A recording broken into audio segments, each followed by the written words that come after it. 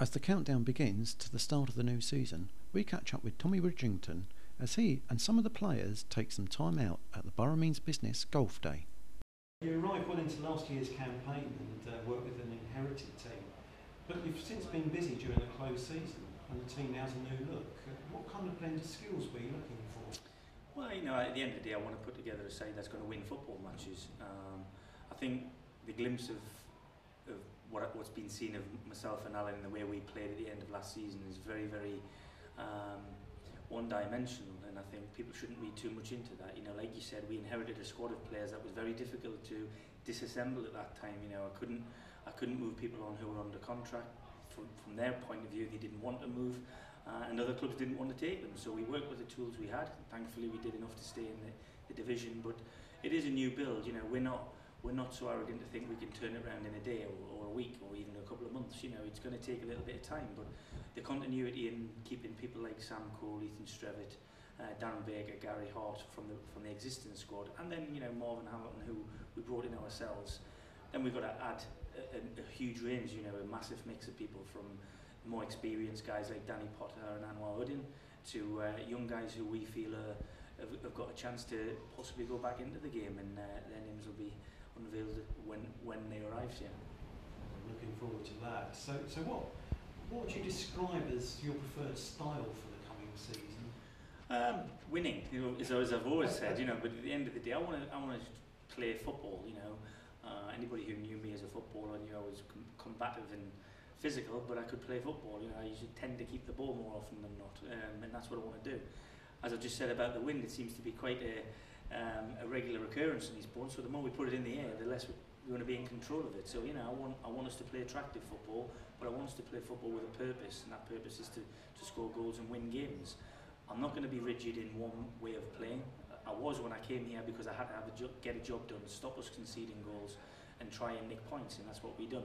Now we're going to be a little bit more adventurous, but within a framework, whatever formation we play. I firmly believe players make formations don't make teams, so I'll be picking players to go out there and play in the best position that I feel is relevant for them in whatever formation we play. Okay, so when it comes to next season, what's your game plan? Are you looking to really consolidate on what you're putting in place, or are you thinking about pushing for some else? Well, I think I mentioned also that it's quite a while since the club have had anything like a cup run in any of the two national competitions that we're in. So the FA Trophy and the FA Cup, primarily, I would love to have a run in either one or both of them, to be honest.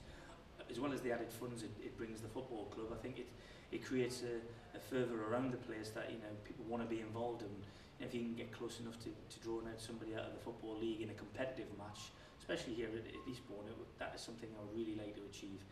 In terms of looking further down the line, I do think it's a consolidation period for the football club in general, but I'll never settle for that. I'll always want to do better than I feel that we're given the opportunity to do. So everybody knows in these austere times, the budget is going to be tight, but we'll try and use it the best we can, and hopefully we'll improve on the position that the team finished last season, and that, for me, will be the start of our rebuilding, if you like, of Eastbourne Borough Football Club.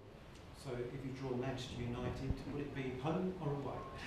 Well, obviously, for the experience, for the players who've not been there, I would love them to go and play up there, but it's a long way off that. We'll have to win a couple of games to even get somebody in League 1 or League 2 first. So, like I said, we'll be fully concentrated on them cup games when they do come along, but primarily we need to try and get ourselves off to a good start in the league, starting at Dorchester on the 18th of August. Okay, so you're looking forward to that first game? Hugely. The whole pre-season, it's you can dress it up however you want, but at the end of the day, boys have got to put the work in, and they've got to do stuff that's a little bit different from the regular training in the season. Once the games come along, the fitness levels are up there, and we tend to be a little bit more technical and tactical as opposed to physical and fitness. So I'm sure the players will look forward to the games coming, and with Stevenage at home, next Tuesday, that starts it. As far as I'm concerned, where games will start then. Whereas the primary objective is to get everybody through the games in pre-season and fully fit and not injured or ill. We'll be looking to build from the beginning. That sounds great. So imagine that the season can't come quick enough for you now. Well, yeah, it's almost like the season hasn't ended really, with the European Championships being stuck in the middle of everybody else's break. And of course, Alan and I have been out basically from the end of the season right through to last Saturday. We were even watching a game, so it just whets everybody's appetite.